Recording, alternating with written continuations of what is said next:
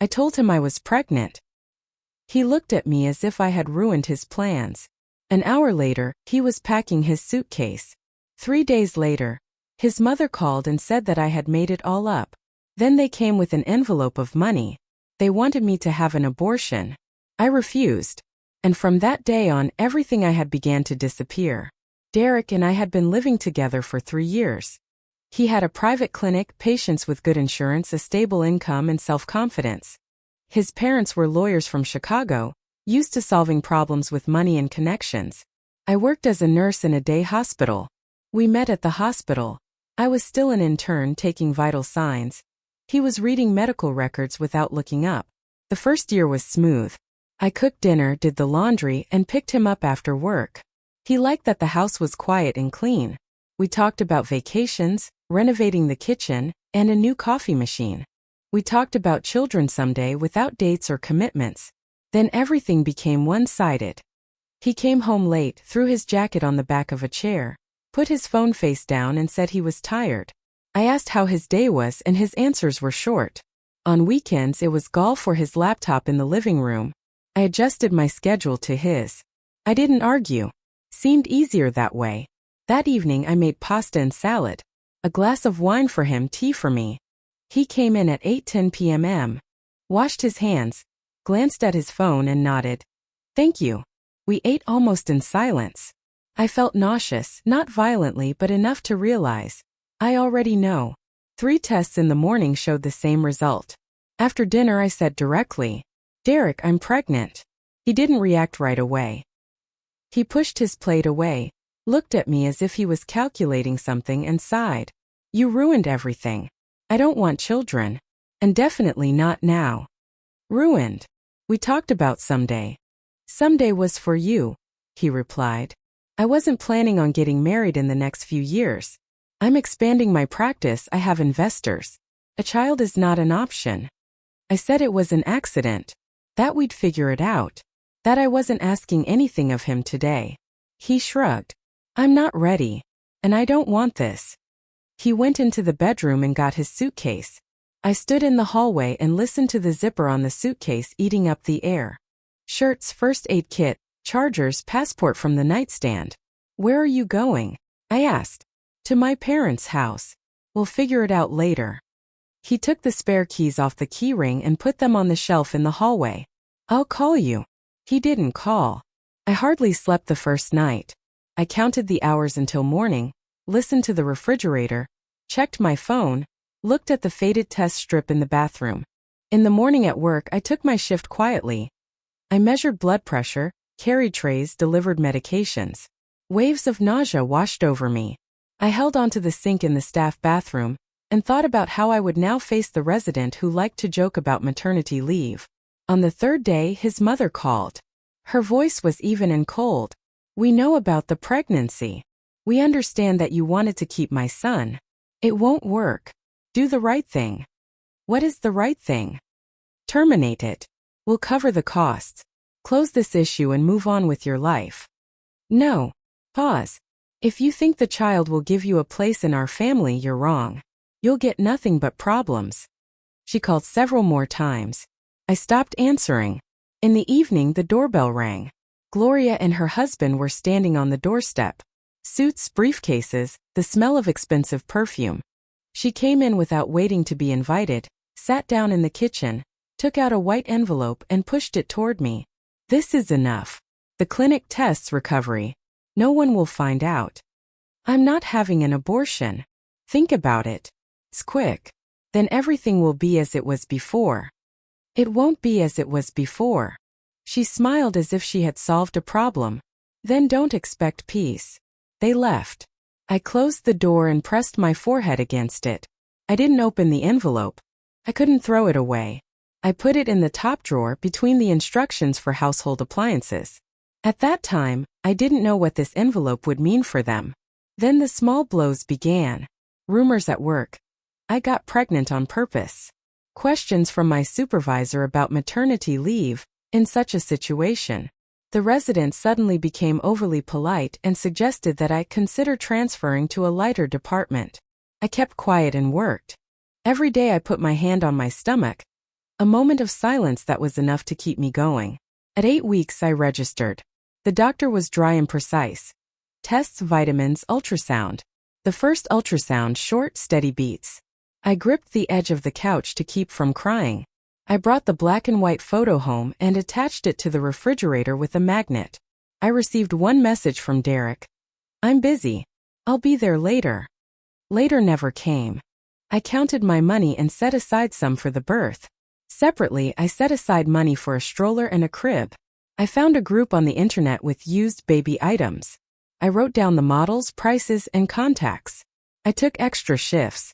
I carried water with me so I wouldn't lose consciousness during procedures. In the middle of the second month, I was called to the manager's office.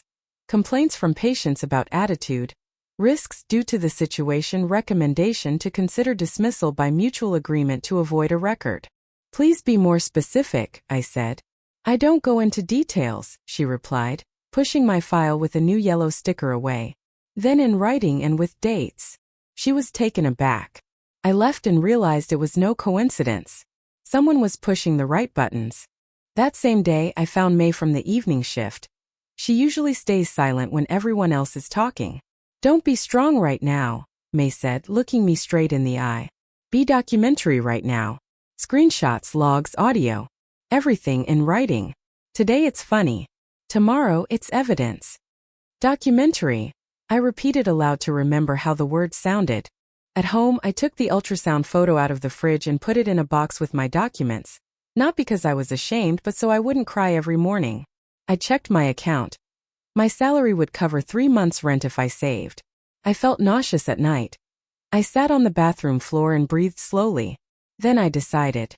I'll leave on my own before they officially fire me. And I'll document everything. The next day, I wrote a letter of resignation. My boss nodded, good decision, and handed me a notepad and pen. I threw them in the nearest trash can. In the hallway, I photographed the submitted application and the envelope with the receipt stamp. I sent copies to May. I packed my things quickly. My uniform, a few books, kitchen utensils. I called Sarah, a colleague who had moved to another state after her wedding. She said, come stay with us. I opened a map and estimated the route, expenses, and stops. 2 suitcases and a box of dishes that I didn't want to leave behind. Before leaving, I opened the drawer with the white envelope from Gloria, looked at it for a few seconds and put it back. Let it stay there. It's also part of the story. The trip took all day. I drove slowly, stopping every 2 hours, listening to the radio so I wouldn't think. Sarah's house was clean and cramped. A small room with no windows, but with a table and a lamp. In the kitchen, there was a baby bottle. Sarah was also expecting a child. We drank tea and talked about neutral things. She didn't ask about Derek, which was for the best. The next day, I met her brother, Lucas. He came by to pick up his tools and brought a list of local clinics looking for part-time nurses and the contact information for a family doctor. He said he could help me find a place to rent without a lengthy background check. No problem, he just nodded. We went to look at apartments. The first 2 didn't work out. Mold in the bathroom or neighbors who threw parties. The third was small on the second floor with a lock that had to be turned twice. There was an old refrigerator in the kitchen and a built-in wardrobe in the bedroom. I signed a 6-month lease. Lucas was there when I signed. He didn't ask any unnecessary questions. He brought a mattress, a few plates, and a kettle. The next day, he brought a package with baby clothes for up to 6 months. There was a note on the package.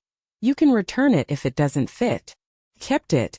At the appointment, the doctor said that everything was going according to schedule. She gave me a list of tests and a schedule of checkups. I attached it to the refrigerator with a magnet from Sarah. Next to it was a spending plan, so I wouldn't get confused. In the evening, I turned on a small night light, lay down on the mattress and put my hand on my stomach. It was quiet inside. I said aloud, I will not back down. Then I opened the notes on my phone and created a folder called Evidence.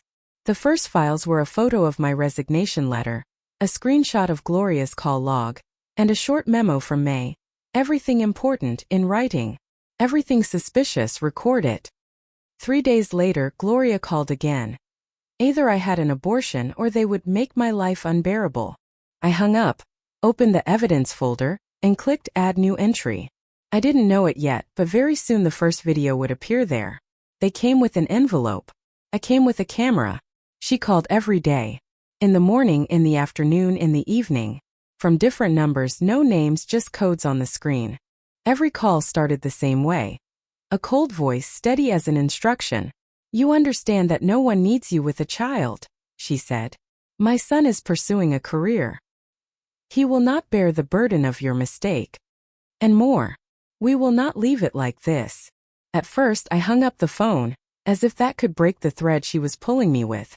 Then I stopped answering altogether. But the messages kept coming short, sharp, like tear-off coupons. You can still fix everything. Don't do anything stupid, girl. We'll decide everything our way anyway. Something tightened inside me. Not fear, but instinct. The kind that makes you cover your stomach even in your sleep. I read every word and put them together into a single thought. They won't stop. And I can't stop either. A week later, she wrote that she was coming. I thought, another threat. I wrote to May. She's coming. May replied, in a minute. Turn on the recorder as soon as you see her. And remember the cameras. Be documentary. She really did come. On Sunday around noon. Not to the cafe, to our building. The gray box of the building, the gleam of metal mailboxes, the smell of laundry detergent from someone's drying laundry. On the wall above the door, the black eye of a camera. I felt myself becoming quiet inside. Not panic, but concentration. The kind I used to have when I inserted catheters during night shifts. Open up, she said when I came out onto the stairwell. In her hand was a white envelope. I led her to the lobby without inviting her in. I pressed the record button on my phone. I put it in my jacket pocket, next to my keys, so I wouldn't hear my own heartbeat in the microphone. She sat on the edge of the windowsill and placed the envelope between us like a trap. There's $5,000 here, she said flatly. The procedure, the medication, the recovery. I'm not having an abortion, I replied. My voice was lower than usual, like someone who had already made up their mind. You're still a child, she said. No father, no money, no support. You'll ruin your life. And hers too. It's not your decision. She narrowed her eyes as if testing a drug. We'll help you if you do the right thing. Otherwise. She looked straight into the camera above us. Otherwise, we'll make sure you lose everything you have. I wanted to laugh. Not loudly, just that short laugh when it's not the cruelty that surprises you, but the confidence of impunity. I didn't laugh. I just got up. The conversation is over. She smiled. The same smile her son used to have when he won an argument before it even began. We'll talk again, she said and tilted the envelope toward me, as if offering candy to a child. No thank you, I said. I have everything written down. Her fingers twitched, barely noticeably. And suddenly I felt not relief but resistance. As if a solid step had finally appeared under my feet. When the door closed behind her, I approached the intercom. I need the camera footage, I said to the concierge. The lobby Sunday between 12:10 and 12:25. A written request, replied an indifferent voice. We keep the recordings for 14 days. I wrote that word in my calendar. Keep. I returned to my room and turned on my laptop. Folder evidence. New file audio_lobby_12-14_sun. M4A. I transferred it to the cloud and marked it high priority. Screenshots of SMS messages. In the same folder. Logs of incoming numbers in PDF. Each file was like a tool on an operating table. Sterile ready. That night I couldn't fall asleep for a long time. My ribs hurt on my side and my thoughts hurt on my back. I breathed evenly as I taught my patients. 4 breaths in, 6 breaths out. Somewhere between attempts I heard the sound of a heartbeat. Not from the ultrasound but from inside the pillow. I put my hand on my stomach and whispered, "We'll make it." And for the first time I felt that I no longer needed anyone's approval to say that. In the morning there was an envelope from the hospital in my mailbox. Inside was a dry sheet of paper. Your request to terminate your employment has been approved. No letters of recommendation will be provided. No thank you for your work. No signature. Just human resources. Someone had pressed the right buttons again. And it wasn't scary anymore, just sad. It was like being given back a familiar face without a name. I photographed the letter and added it to evidence. Recommendation. PDF. In my notes, a reminder. To May, get a sample application for video recording. To the administrator today. Retention period 14 days. After lunch she called. Do you understand that we're serious? Yes, I replied. I understand. Then do it right. I'm already doing it right. I hung up the phone and turned on the recorder for another 10 minutes. Just to record the silence. I wanted there to be a file somewhere where you could hear me breathing evenly while they were trying to break me. The door creaked on the stairs. My neighbor from the third floor, an elderly man, looked up. Everything okay, miss? Yes. It was just a little loud. I saw that lady this morning, he said. It's unpleasant when people come uninvited. If necessary, I'll write down when and who I saw. Thank you, I said. And for the first time that day, I felt not loneliness but a small circle of my own. In the evening, the reception desk called back. Your request has been registered. The video will be ready by the end of the day tomorrow. Pick it up from the administrator. You will need your ID. I thanked them, put down the phone, and felt warmth spreading through my temples.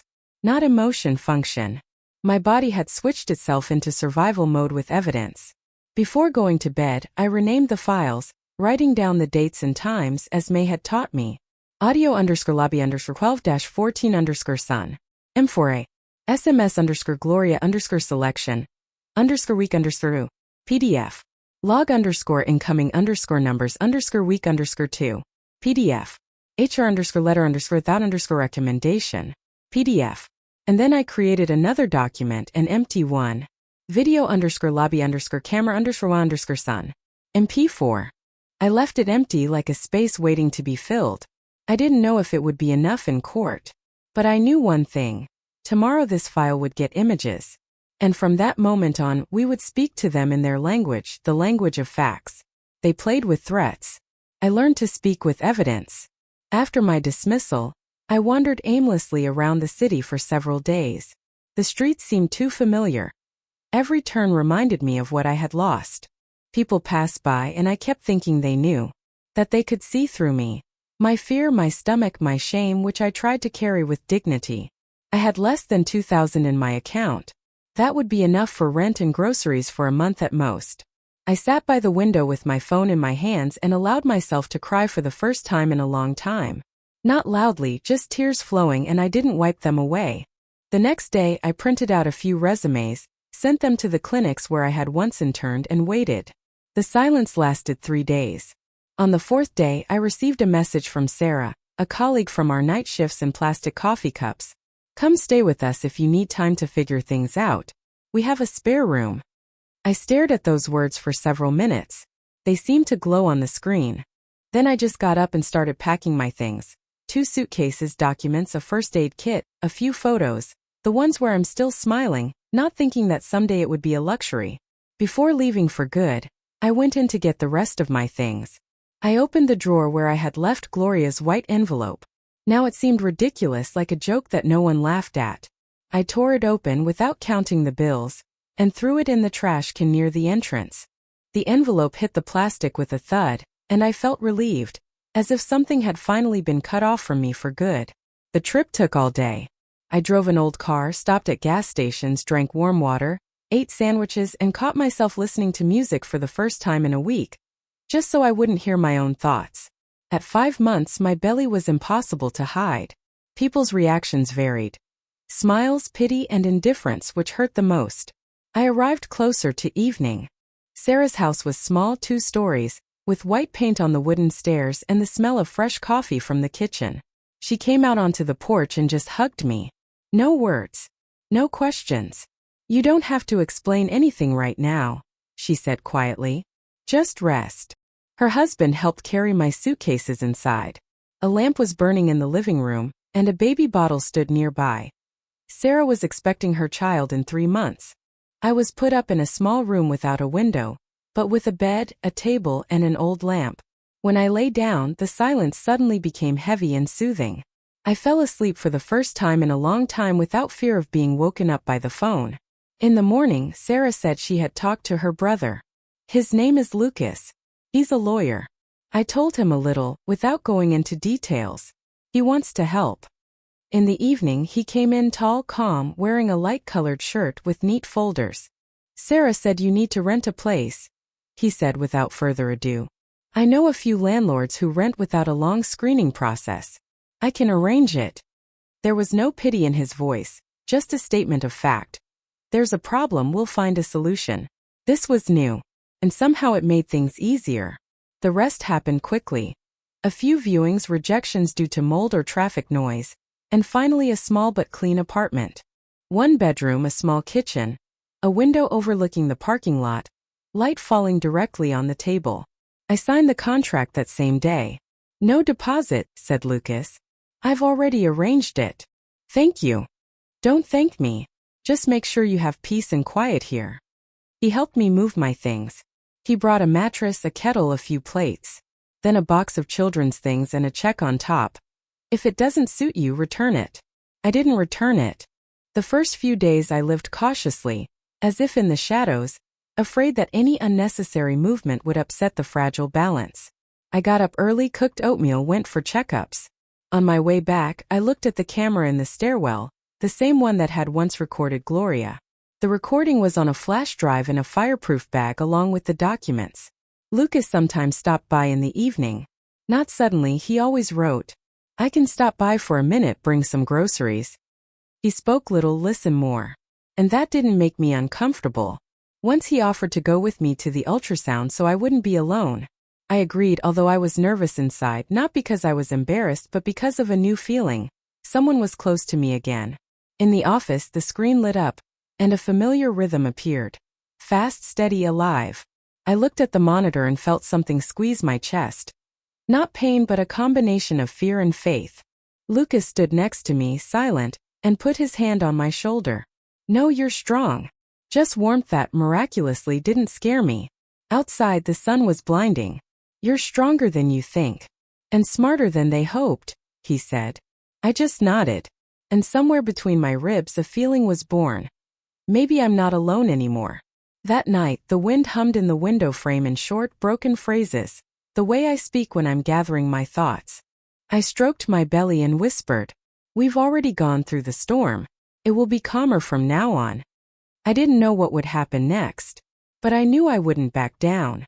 When I first heard the heartbeat, I realized that even alone, I would see it through to the end. Now I have another realization. If they come again, I will no longer stand defenseless. I have a flash drive, and there is someone who has seen me learn to defend myself. I thought I had escaped. In reality, I had only moved the war to another place.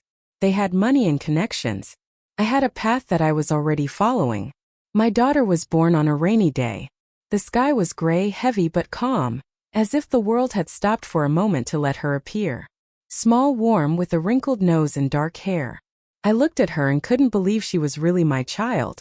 I named her Hazel, a name I had loved as a teenager but never told anyone. The birth was difficult. I was shaking, I was losing consciousness between contractions, and the midwife kept repeating, breathe evenly, hang in there. I was alone. Sarah stood outside the door, holding a bag of baby clothes, and cried when the nurse brought out the newborn. When I first held my daughter in my arms, the world narrowed to a single scent, warm, slightly milky, with a hint of the sterility of hospital sheets. An hour later, Lucas arrived. He had coffee in his hands and confusion in his eyes. I can't imagine how you did it, he said quietly. I smiled. I didn't have the strength to speak and I didn't need to.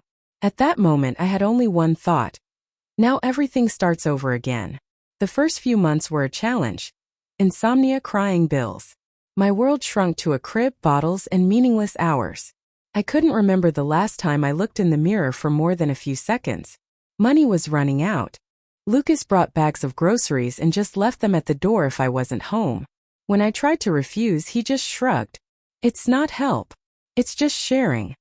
One evening, he brought a bottle of non-alcoholic champagne. We sat in the kitchen by the light of a nightlight, drinking from small glasses and saying nothing. You'll get through this, he said. Just don't rush to be strong. I nodded, and for the first time in a long time, I believed that these words were not consolation but truth. Over time it got easier. Hazel slept longer, smiled, grabbed my fingers. I remember her first laugh better than my own birthday. It was short with a wheeze and I cried. Not from exhaustion but from relief. The world that had been pressing down on me suddenly took a breath. I got a job at a private clinic. The pay was low but stable. My colleagues didn't ask any questions, except for one girl who left me tea during my shift. So you don't forget to eat. Hazel and I lived modestly. Rent, second-hand clothes, discounted groceries. But it was enough for me. There was some milk in the fridge, a supply of porridge in the drawer, and a photo from the maternity ward on the wall. It was enough to feel that I had survived. I learned to cook soup from nothing, mend overalls, and sleep in 2-hour bursts. May sometimes wrote, "Are you keeping records?" I replied briefly, "Yes." And I did keep records, not for the court but for myself. Every month, I updated copies of documents, took photos of receipts, and checked the flash drive with videos. My evidence folder lay in a drawer, and it gave me a strange sense of control. As long as everything was recorded, I was safe. Lucas came by several times a week. Sometimes he would just sit next to me and play with Hazel while I made dinner. When she developed a fever, he stayed the night. We sat by her crib, changed her compresses, and listened to the rain outside the window. In the morning he left, leaving a note on the table.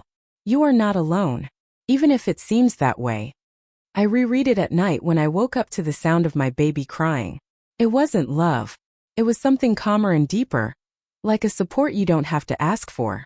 Years passed. Hazel went to kindergarten, learned to say her name, and drew our faces, 3 circles and 2 sticks. The teacher said, "She is very confident. She always says, 'My mom can do anything.'" And I remembered those words better than any praise. We lived peacefully. I worked, Hazel grew up, Lucas sometimes came over on weekends. There were days when we all made pancakes together, or built a small hospital out of building blocks because Mom heals people. I caught myself thinking that I no longer thought about the past. Derek became a shadow, just a name that meant nothing. For years passed like a dream. My world finally had shape, rhythm, and peace. I even began to think that I could forget. And then the past found me again. Not with a phone call, with an envelope. There was an official letter from the court in the mailbox. A white envelope. The same weight as the one Gloria had once brought. Only this time it wasn't an offer. It was a challenge. They hadn't forgotten. And this time they had a new plan. The letter came by regular mail. No courier, no warning. Just a white envelope among the utility bills. The return address was a law firm in Chicago. First I thought it was a mistake. Spam advertising. But when I tore open the envelope and pulled out the documents, my hands trembled. Paternity suit. And also, a request to establish joint custody of the child. They called it a right. The document stated, Derek S. believes that the child has the right to know her biological father, and to be provided for according to her needs. Then came the dry, stinging phrases written by someone else's hand. Emotional instability of the mother. Lack of adequate conditions. Unpredictable behavior that could harm the child. I reread it several times.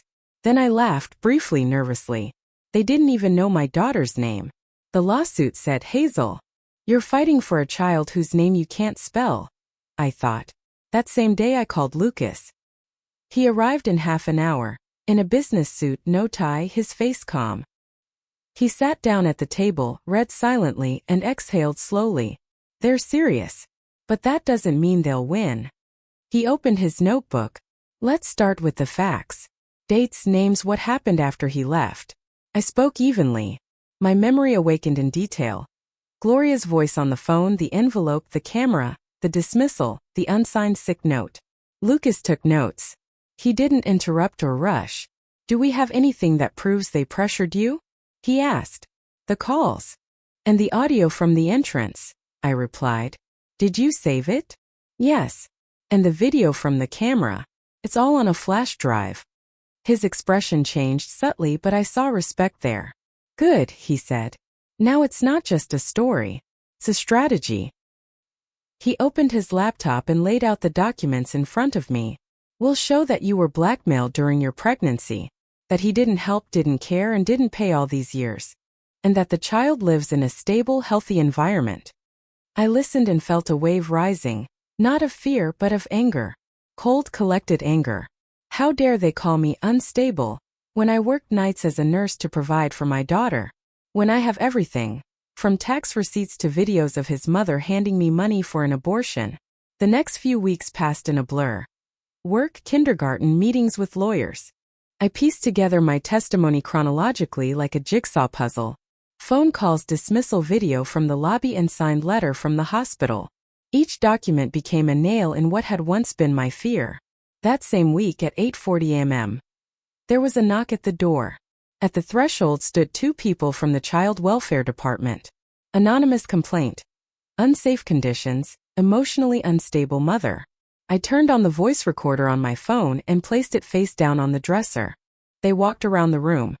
The bed was clean, the windows closed, the first aid kit, children's clothes, the refrigerator. I calmly showed them Hazel's medical records, a note from the kindergarten, and the pediatrician's contact information. The neighbor from the third floor confirmed that he didn't hear any noise or arguments. I just asked them to note in the report that the complaint was anonymous. 20 minutes later, the inspector read the conclusion aloud so that it would be recorded. No violations found. Conditions for the child are adequate. No recommendations. I received a copy, signed my name and the time. That same day, I scanned it and added it to evidence. Act_inspection PDF. In my notes I wrote, anonymous complaint after filing a lawsuit. Another nail in their pressure tactics. I saw Derek for the first time at the technical hearing. The court date was set. He was wearing an expensive suit, with Gloria by his side. He had the same face that once said, "You ruined everything." She had the same smile she had that day with the envelope. My chest tightened, not from pain but from indignation. Standing before me were people who wanted to erase my child, and now claimed to be my family. After the hearing, Lucas took me by the elbow. "They're playing on fear. Don't give it to them." I nodded, and for the first time in a long time, I felt a brief but genuine sense of calm. The fear on which they had built their power had passed to me. When you possess it, you can let it go. That night, I opened the flash drive and watched the recording. The light in the lobby, Gloria in her coat, an envelope on the windowsill. Her voice cold, clear. "We'll make sure you lose everything you have." I clicked save copy, and allowed myself to smile for the first time. This time they won't be able to take everything I have. 2 days later, their lawyers filed an urgent motion. Permission for temporary meetings and expedited DNA testing. Lucas prepared a response within a day, with videos, call logs, and references. The judge looked at the folder and said flatly, "Let's get back to the merits of the case." Before the next hearing, I met with May. She came from the other side of town, looked at my documents and said, "You did everything right. In court, it's not the strongest who win, but those who hold out the longest." I remembered that. When Lucas and I crossed the threshold of the courtroom again, I already knew that I could endure it. They had money, influence, lawyers, and a habit of buying conflicts. But this time I had the truth on my side, and the person who stood by me without turning away. They came to court with their version of events. I came with the recording they themselves gave me on the day they brought the envelope. Their language was full of threats. Mine was full of facts. Let's continue like this. I remember the first day of the trial in detail. The hall was cold, with tall windows and the smell of disinfectant and metal. The floor was shiny, and every step echoed as if someone were recording it.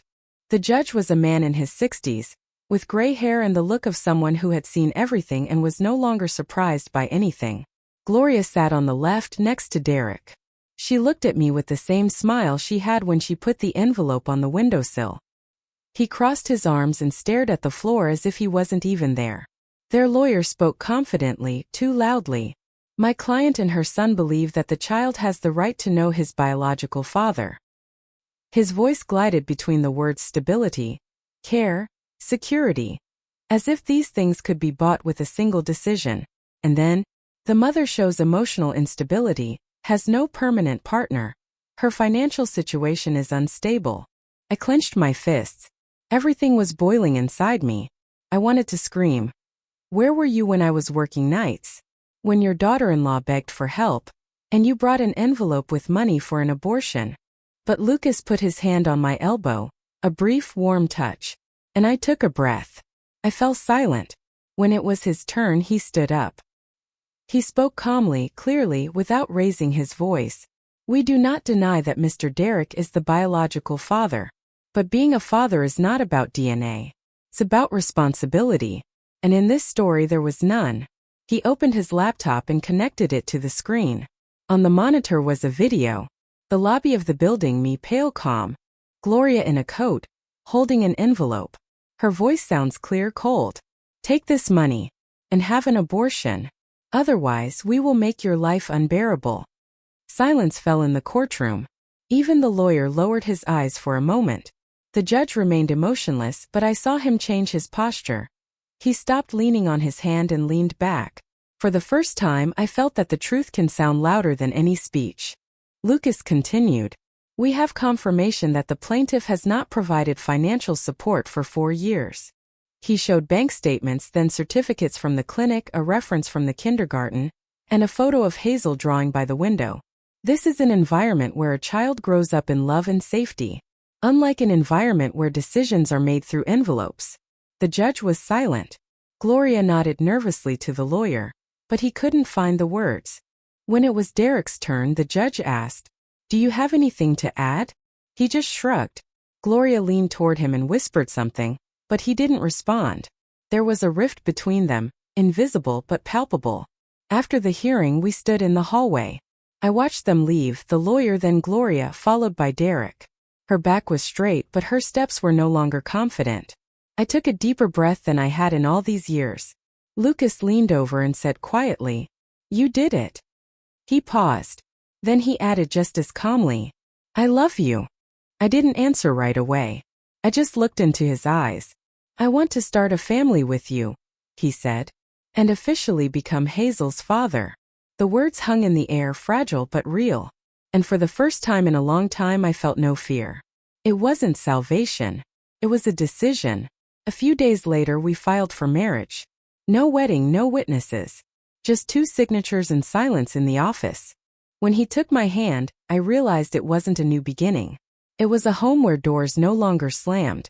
The last hearing did not last long. The judge turned the pages, looked up, saw the marriage certificate, and smiled for the first time. A small, restrained smile of a man who had seen too many lies and finally found the truth. He read the decision. Custody of the child shall remain with the mother. The father's claim is dismissed as unfounded. I didn't cry. I just took a breath. A deep one, as if for the first time in all these years. The air was light, clean, real. When we left the courtroom, Gloria was silent. Her face had lost its confidence. Derek walked beside her, holding the documents, his eyes downcast. Their figures disappeared behind the door. And with them, the pressure that had been squeezing my chest for years dissolved. "Is this the end?" I asked. Lucas smiled slightly. "No. It's just the first day. They no longer control your story." And then I realized, everything they tried to take away I had long since regained.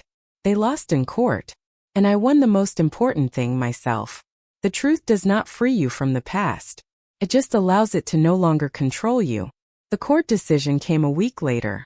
An official letter with a seal, 2 pages of dry text. Custody of the child shall remain with the mother. The plaintiff's claims are dismissed. I reread it and felt how each word put an end to what I had been waiting for years. I neatly folded the papers, put them in a drawer next to the documents for the apartment, and closed it. That was it. A few days later the phone rang. The number was familiar. Gloria. My fingers automatically reached for the reject button, but I stopped myself. I let the call ring until the end. A voice message appeared. Her voice sounded the same. Even cold, confident. "We didn't mean you any harm. We were just worried about our granddaughter. But you made your choice." I listened to the end. Then I deleted it. Without emotion.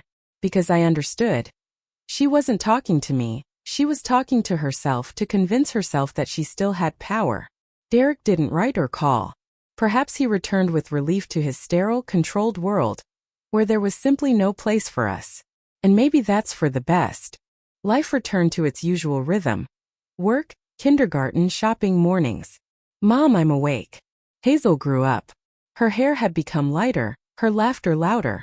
She asked nonstop, "Why does rain smell? Why doesn't the moon fall? Why do we live here?" Sometimes she asked, "Mom, do I have a dad?" I answered simply, "Yes. His name is Lucas." She would smile, hug me, and run off. And every time I would think, yes, now you have everything you need. When Lucas and I officially adopted her, I cried, not out of joy but out of relief. He brought a bouquet of daisies and said, "Now it's official. We're a family." Hazel then took a piece of paper and drew 3 figures, me, herself, and Lucas. 3 figures connected by a line, which she labeled the thread of love. At the bottom, in childish handwriting, she wrote, "We are together."